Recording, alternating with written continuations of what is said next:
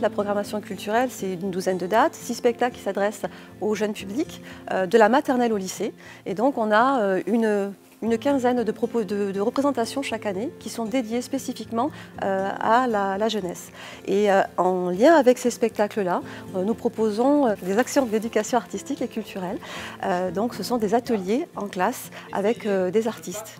Au théâtre, je donne ma réplique, mais je ne vais pas donner 20 fois la même réplique. Je la donne une fois, mais bien.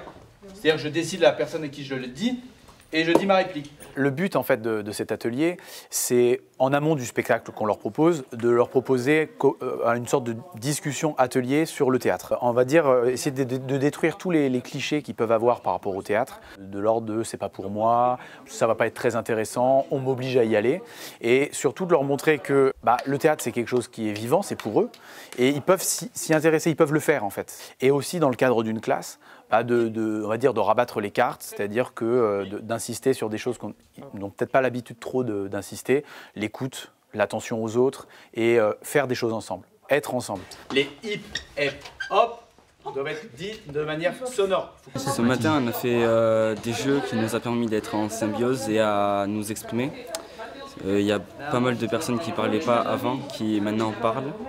Et ça va nous aider dans la vie de tous les jours. Et avec chaque proposition proposée en temps scolaire, chaque spectacle, il y a toujours un travail avec les artistes et les élèves qui leur permettent d'approfondir un petit peu la découverte artistique. Donc ce sont des temps de rencontre avec l'artiste et c'est aussi des temps de pratique. Donc tout ça, c'est regroupé dans un contrat territorial d'éducation artistique qui s'appelle Exploracteur. Et donc dans ce cadre-là, on propose des actions en lien avec le spectacle vivant et la programmation culturelle, mais aussi des actions avec des associations du territoire également, sur un volet patrimoine, culture scientifique et technique. Donc chaque année, on a une quarantaine de classes qui bénéficient de ces ateliers au niveau du spectacle vivant et environ 1800 élèves qui viennent assister à une représentation en temps scolaire. Le spectacle commence.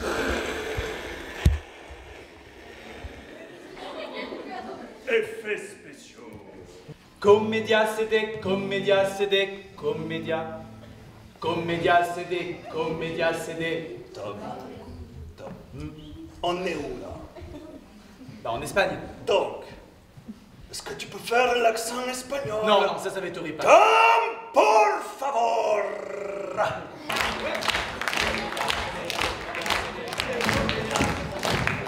C'est super émouvant parce que en fait, même pour eux, c'est un beau parcours parce qu'en fait, on les redécouvre aussi dans la salle de spectacle. Ils se sont quand même bien tenus et ils étaient nombreux.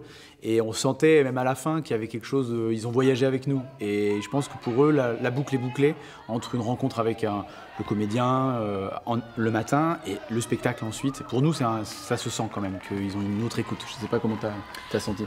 On sent ces silences qui sont des silences de respect, où on écoute et où on a aussi une émotion. Et ouais, c'était très chargé et kiffant à faire, chouette, quoi. Ça prend combien de temps de devenir un comédien? Ça dépend vraiment des comédiens. Et ça fait 5 ans qu'on la joue et cette pièce, on a mis en gros 1 mois à la créer. Les spectacles sont proposés au centre culturel, mais aussi dans des salles du territoire, dans des salles des fêtes ou en extérieur. Et nous organisons également des temps de rencontre autour de ces spectacles avec le public. Donc ça peut être un bord de scène, après une représentation, une rencontre à la bibliothèque, voilà, des temps d'échange. Et parfois même, pour les familles, des temps de pratique en famille après la représentation.